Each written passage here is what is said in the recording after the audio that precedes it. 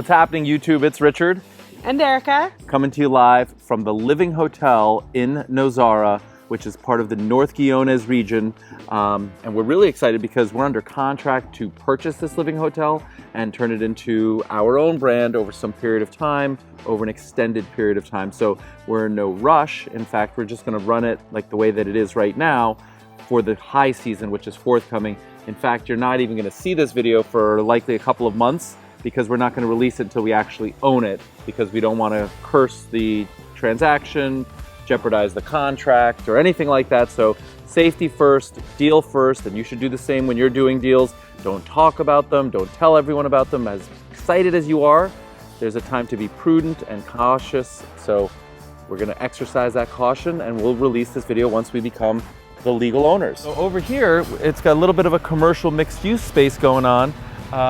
That's where the current owners have the reservation desk, the reception desk, and then in order to increase income, they've actually got a tenant in there that does tours and travel and so on. So serves as like a de facto concierge / tour operator, affiliate commissions throughout all of that, and she pays rent. So it works really well for the current business owner, and we will evaluate over time. Again, not making any immediate changes overnight. We're gonna sleep on it, we're gonna observe, we're gonna decide what's working, what doesn't work, and what our vision is. And while we have an idea of what the vision is now on a go-forward basis, our vision will only be enhanced with the local knowledge and a little bit of time. So we're taking our time, which is really hard for me. I'm always go, go, go, go, go, and I've got the right ideas and the right plan and go, go, go.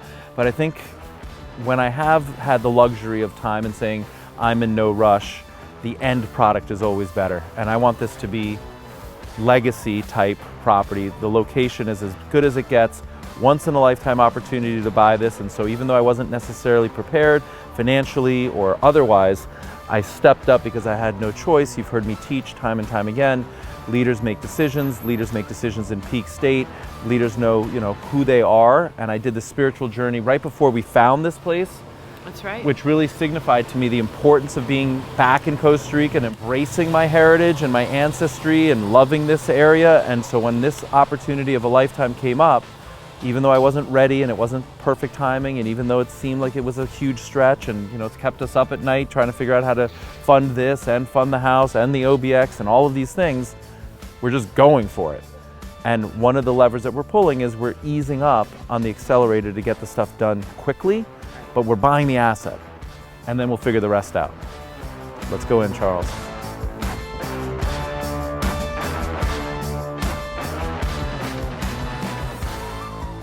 So what I would say about the current layout is that it's just really beautiful, centrally located. The landscaping is incredible. The trees, the flowers, just the entire ambiance is fantastic, but in a very local sort of fashion, right? Like this isn't attempting to be something that it's not. Right. The construction is very basic. The materials are very basic.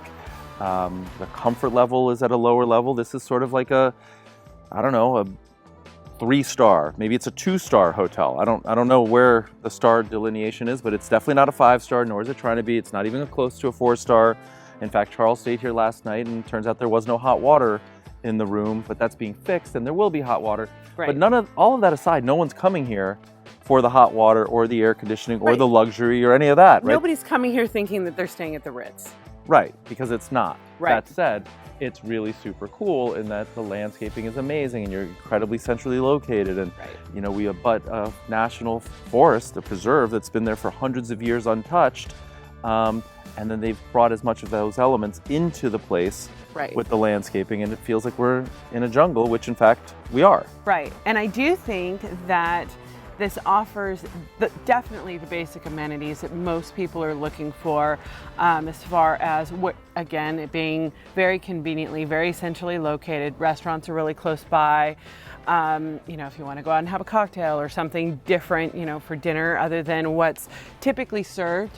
I don't think that this little restaurant that's here, they serve breakfast and lunch, but not dinner. Right, and it's healthy food. We've got the menu over here. There's got different, coffees and smoothies and juices, and the little swings here are super cool and set the vibe. Right. And it is in fact closed because it's the rainy season, and there's a really good reason for it. There's not even a roof right now. Right. But I envision at some point that'll change. We just basically walked in the same entrance that everybody will come through. We have parking and bicycle parking behind us. We have the pool directly behind us. And then behind that further still is sort of the communal dining and living room area, a communal kitchen. It's got a yoga studio above. Right. And then on the left side, the right side, and then also behind, abutting all of the jungle, are where all of the current residences and rooms are. I believe there's surfboard hang up over there, and there's public bathrooms over there, and there's just walkways throughout. But it's basically, if you just think of rooms on the left, rooms on the right, and then on the back side, and then common living area here in the front with this little cute breakfast coffee place. And then what's beyond the rooms in the back? The jungle, wilderness, Right. mayhem. Protected jungle. Protected jungle. Right. So let's go see what we've got.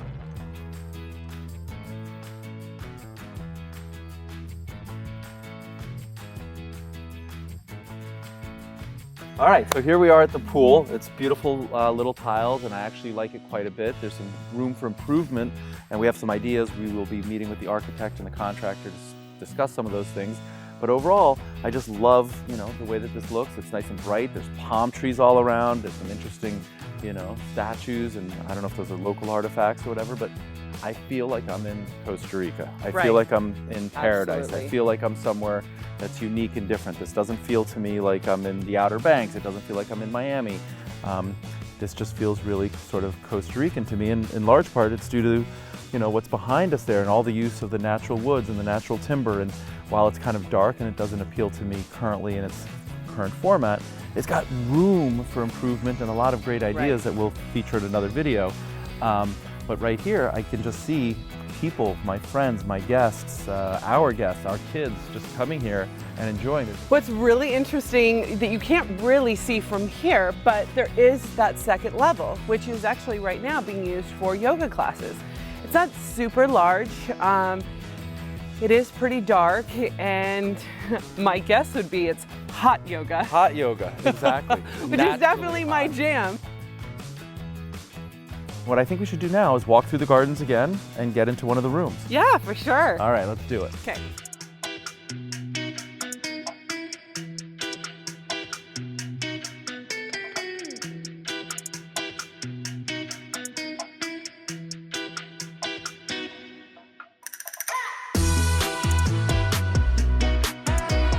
Welcome to the jungle, right? I mean, look where Truly. we are. Oh my gosh, in the middle of it. Dropped into the middle of the jungle. And here's one of 9 different units. There's a few that are like this. They call it a triple or a quad, I'm not exactly sure. But it's basically 2 bedrooms with a shared bathroom in the middle. And again, this is like what Costa Rica was yesteryear. This is the way that they used to build, and this is the way they used to have security. You'll notice the bars on the windows, and we'll talk about that a little bit later. The natural wood material, those are the pilings, and the bamboo separation. And then, when people used to come here many years ago, there wasn't a lot of access to it. There wasn't a lot of fame or knowledge about it, and so the people that were coming tended to be local and would spend less money. And so this was the local accommodations that people would spend and come and vacation. Right. However, Nosara as an area, as we've seen with some of the other tours and some of the hotels that we're staying in and so on, has increased much higher, and so there's much greater demand, and there's a lot of opportunity here. Should we go in? Yeah, Let's absolutely. do it. Okay. All right, so here's the local room, perfectly clean, in fact, super clean. That's one thing that I think Costa Ricans take pride in. And so it's super clean and it's super functional and it's got the local materials. But you can see that it doesn't have very much spirit or soul or anything that draws you here, although they do have in that back corner there, it says good vibes only. And I think this place has a ton of good vibes and goodwill, and people love it and come here and do whatever. But I think it also has a lot of opportunity. This room is really dark, as I think the video will showcase.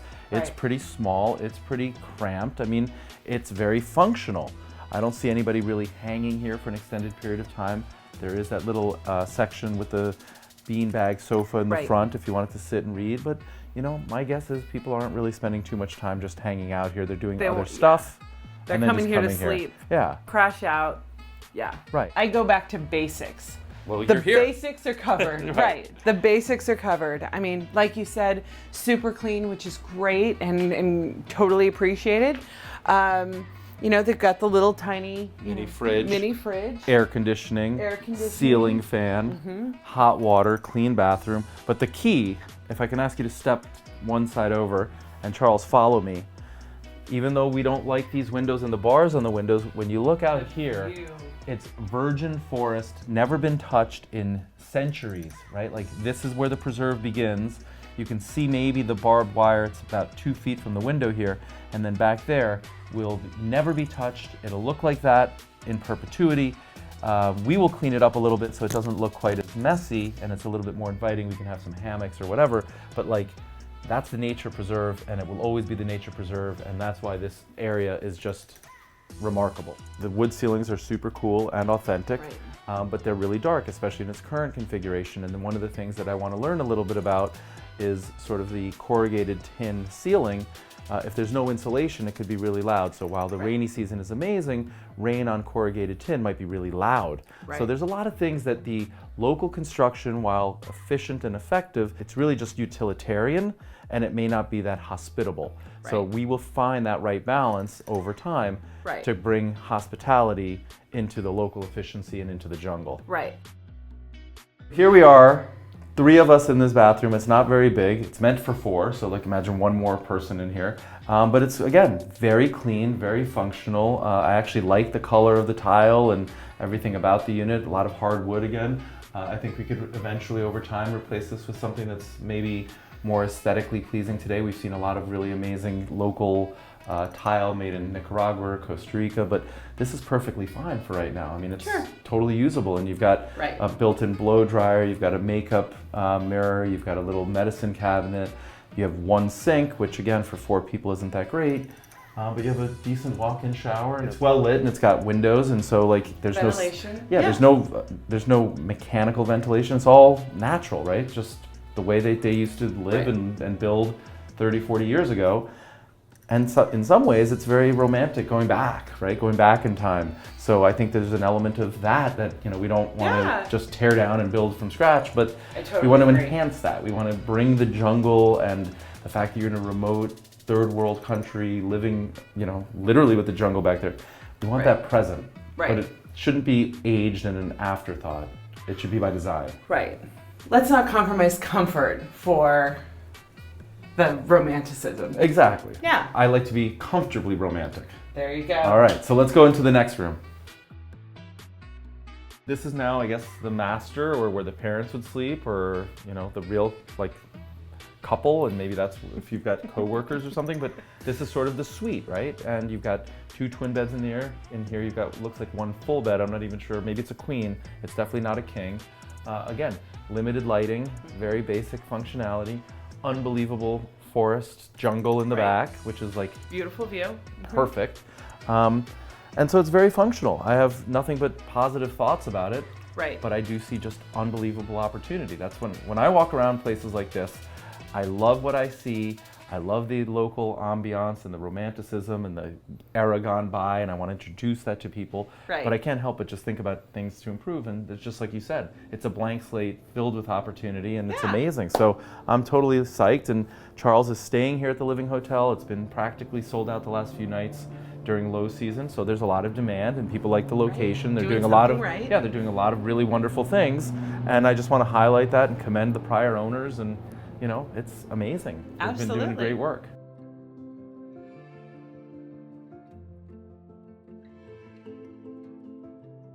All right, sweetie, so here we are at the community center, and I think this is an appropriate time to express gratitude for the things that we really like about the place. Absolutely. What do you like? Plenty of them. Well, I mean, I love the exterior. I love the landscaping. I think it's absolutely beautiful. All of the trees, they're so lush. I mean, backing up to, you know, that whole area that's, you know, preserved, I mean, is incredible. That's so unique. That's so special. I love the fact that I do feel like it's a blank canvas. I mean, we can really do so much And it wouldn't take much. I mean, like I said before, it's like putting a little bit of lipstick on it, and it would make all the difference. I love that. I mean, the opportunity for creativity and design, I mean, just excites me. Yeah, for sure, for sure. I couldn't agree more. I think from my perspective, you know, I've been on a spiritual journey for the better part of this year, and I'm really connected to my why and who I am and what I want to do in my life. And some of that connects back to being a kid and being born down here in Costa Rica. And so even though this opportunity presented itself for us, right, like this didn't happen to us, it happened for us at a time that I wasn't necessarily the most ready or financially liquid or prepared. I just have the Outer Banks project started. When you see something that's right and it's presented for you and it's a once in a lifetime opportunity, you have to act, you have to go with your gut, you have to make it happen. Whatever insecurities and unknowns I don't have the answers to right now, we'll just go slow and we'll discover it, and we'll do this in stages, and instead of it being something that we, you know, are decisive about in a moment, we'll just take our time. And so I'm really grateful for the fact that it is so wonderful the way that it is.